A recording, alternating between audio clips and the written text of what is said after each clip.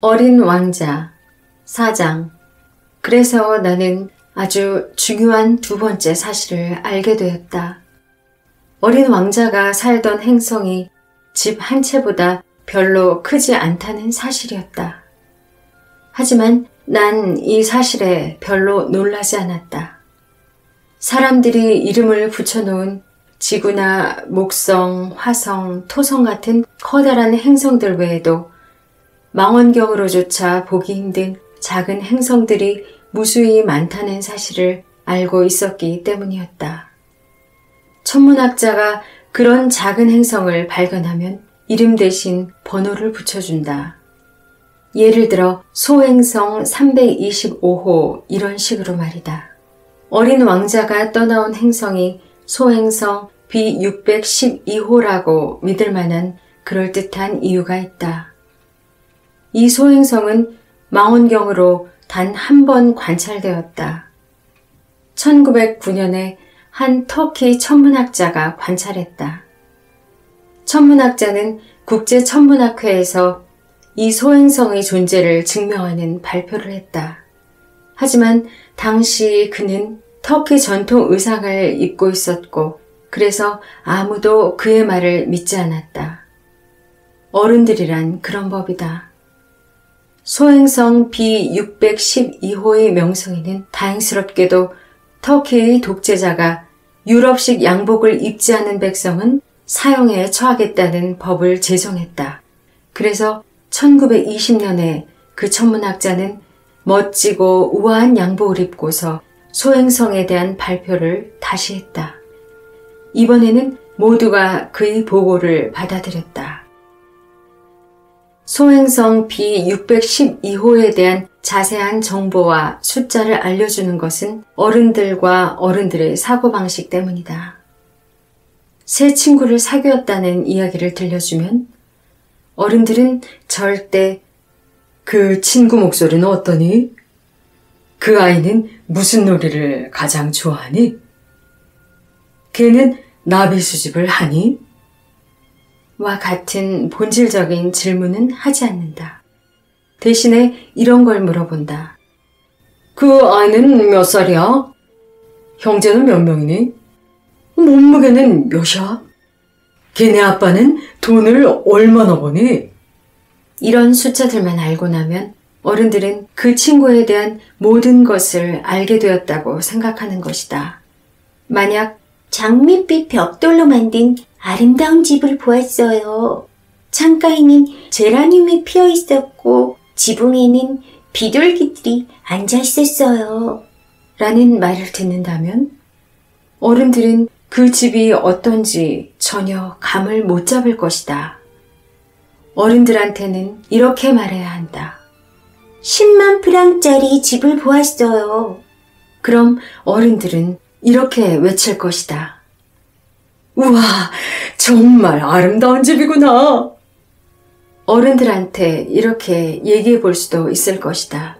어린 왕자가 존재했다는 증거는 어린 왕자가 매력적이었다는 것과 웃었다는 것과 양을 갖고 싶어 했다는 것이에요.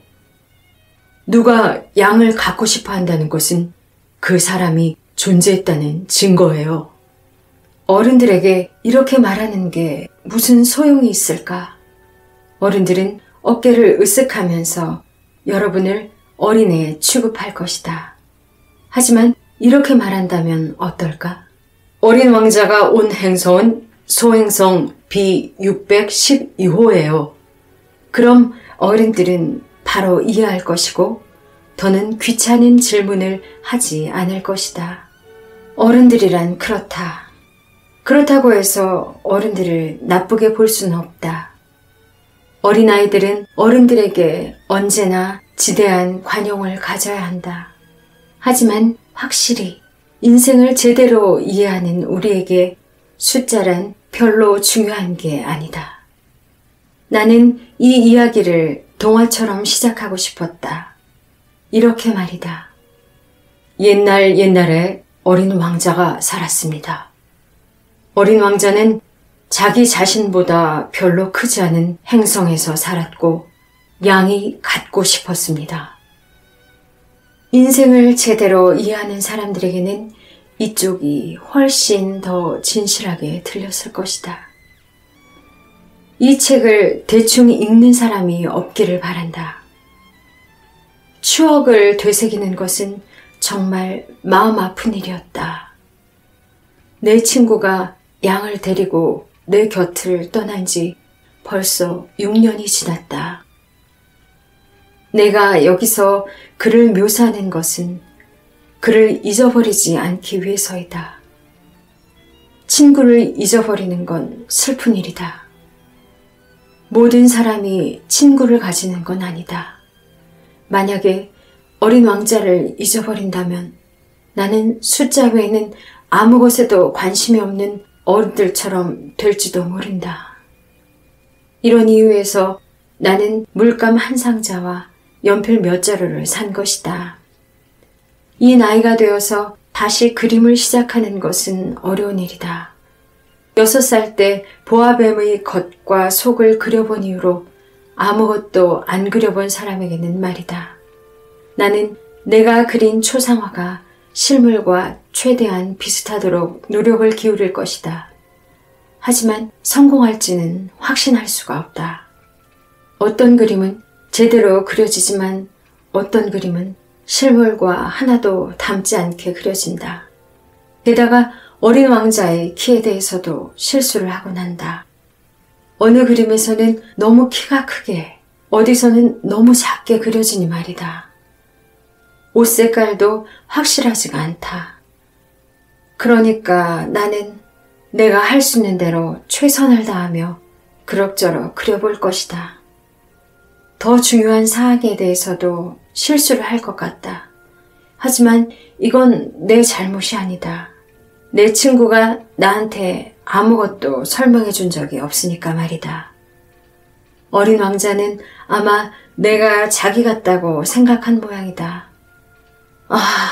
하지만 나는 상자 안에 있는 양을 꿰뚫어 볼 줄 모른다. 어쩌면 나도 나이를 먹어서 어른들처럼 되어버린 모양이다.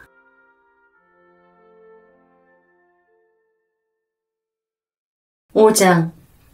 매일매일 나는 어린 왕자가 살던 행성에 대해, 그리고 어린 왕자가 어떻게 그 행성을 떠났고 그 후로 어떤 여행을 했는지에 대해 알게 되었다. 곰곰이 생각을 해보면서 천천히 알게 된 것들이었다. 그렇게 하여 3번째 날에는 바오밥 나무의 비극에 대해 알게 되었다. 이번에도 양 덕분이었다.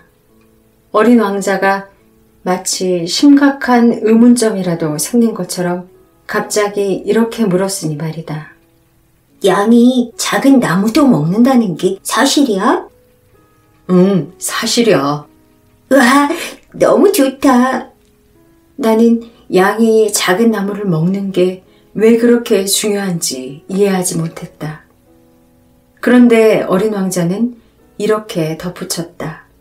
그러면 바오밥 나무도 먹겠네. 나는 어린 왕자에게 바오밥 나무는 작은 나무가 아니라고, 교회당만큼이나 커다란 나무라고, 그래서 코끼리 떼를 몰고 가도 바오밥 나무 한 그루를 먹어치울 수 없다고 말했다. 코끼리 떼라는 말을 듣고 어린 왕자는 웃음을 터뜨렸다. 코끼리들을 서로 겹쳐놓아야겠다. 하지만 어린 왕자는 지혜롭게도 이렇게 말하는 것이었다. 자라기 전에는 바오밥 나무도 원래는 작아. 그러네. 그런데 왜 양이 작은 바오밥 나무를 먹었으면 좋겠니? 어린 왕자는 에이, 참. 하고 대답했다. 너무 자명한 사실이라는 듯이 말이다. 이 문제를 혼자 알아내느라 나는 억수로 고생을 했다. 여느 행성과 마찬가지로 어린 왕자가 사는 행성에도 좋은 풀과 나쁜 풀이 있다. 그 말인즉슨 좋은 풀이 자라는 좋은 씨앗이 있고 나쁜 풀이 자라는 나쁜 씨앗이 있다는 것이다. 하지만 씨앗은 눈에 보이지 않는다. 씨앗은 땅속에서 비밀스레 잠을 잔다. 그러다가 문득 일어나고 싶다는 생각이 든다. 그러면 그 씨앗은 태양을 향해 소심하게 기지개를 켜며 아무런 해도 없는 조그만 싹을 뽑는다. 만약에 그것이 모나 장미싹이라면 마음대로 자라도록 내버려 두어도 무방하다. 하지만 나쁜 식물의 싹이라면 그걸 알아차린 즉시 뽑아버려야 한다. 어린 왕자가 사는 행성에는 아주 무시무시한 씨앗이 있었다. 바로 바오밥 나무 씨앗 말이다. 그 행성의 땅은 바오밥 나무 씨앗으로 득실거린다. 너무 늦게 손을 쓴다면 바오밥 나무는 영영 제거할 수 없게 된다. 바오밥 나무는 행성 전체를 망쳐버린다. 뿌리로 행성의 구멍을 숭숭 뚫어버리는 말이다. 그러니까 행성이 아주 작은데 바오밥 나무가 너무 많다면 행성은 터져버리는 것이다. 어린 왕자가 훗날 나에게 말했다. 그건 규칙의 문제야. 아침에 몸단장을 하고 나면 행성에도 정성껏 몸단장을 시켜줘야 해. 어린 바오밥 나무 싹이랑 장미 싹은 아주 비슷하게 생겼는데 바오밥 나무 싹을 구별할 수 있게 되자마자 뽑아버리는 걸 규칙적으로 해야 해. 아주 재미없긴 하지만 쉬운 일이야. 하루는 어린 왕자가 우리 땅에 사는 아이들이 바오밥 나무의 위험성을 마음에 새길 수 있도록 예쁜 그림을 하나 그려보라는 조언을 해주었다. 아이들이 언젠가 여행을 할 때 도움이 될 수 있을 거야. 어떨 땐 할 일을 미루는 게 괜찮을 수도 있어. 하지만 바오밥 나무를 없애는 걸 미루면 엄청난 재난을 겪게 돼. 어떤 게으름뱅이가 사는 행성을 알고 있었는데 그 사람은 작은 나무 3그루를 내버려 두었대. 그래서 어린 왕자의 지도를 따라 그 게으름뱅이가 사는 행성을 그려보았다. 난 교훈주의자 같은 말투로 얘기하고 싶은 생각은 없다. 하지만 바오밥 나무의 위험성은 거의 알려지지 않았고 소행성을 여행하는 사람이 위험에 처할 가능성이 너무 크기 때문에 교훈주의자 같아 보일 위험을 무릅쓰고 예외적으로 이렇게 말하려고 한다. 아이들아, 바오밥 나무를 조심해. 내가 그랬듯이 친구들도 바오밥 나무가 얼마나 위험한지 오랫동안 몰랐을 것이다. 그 위험성을 알려주기 위해서 나는 이 그림을 정말 공들여 그렸다. 그런 교훈을 전하기 위해서라면 이런 노력을 쏟아볼 만한 가치가 충분하니 말이다. 아마 여러분은 이렇게 궁금해할지도 모르겠다. 이 책에 있는 다른 그림들은 왜 이 바오밥 나무 그림만큼 멋있지 않은 거지? 그 대답은 간단하다. 노력해봤자 소용이 없었기 때문이었다. 바오밥 나무를 그릴 때는 급박한 마음 덕분에 열성을 갖고 그림을 그릴 수 있었던 것이다. 6장. 어린 왕자야. 나는 너의 단순하고 울적한 삶을 조금씩 이해하게 되었어. 오랜 시간 동안 너의 유일한 오락거리는 해가 지는 아름다운 풍경을 바라보는 것이었지. 4번째 날 아침에 내가 이렇게 말했을 때 그 새로운 사실에 대해 알게 되었어. 난 해 지는 게 좋아. 우리 해 지는 거 보자. 하지만 기다려야 해. 뭘 기다리는데? 해가 질 때까지는 기다려야지. 너는 처음엔 굉장히 놀란 것 같은 표정을 지었어. 그러더니 자기 자신이 한 말이 우습다는 듯이 웃었지. 그리고 이렇게 말했어. 내가 우리 집에 있는 줄 알았어. 사실 진짜로 있을 수 있는 일이야. 미국이 정오일 때 프랑스에서는 해가 지고 있어. 그래서 1분 만에 프랑스로 간다면 석양을 볼 수 있어. 안타깝게도 프랑스는 너무 멀어. 하지만 너희 작은 행성에서는 의자를 몇 발자국 옮기는 거로 족하지. 그래서 원하면 언제나 해질녘을 감상할 수 있어.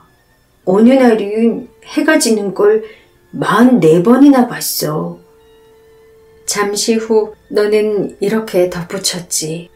알다시피 너무 슬플 때는 해 지는 풍경이 좋아져.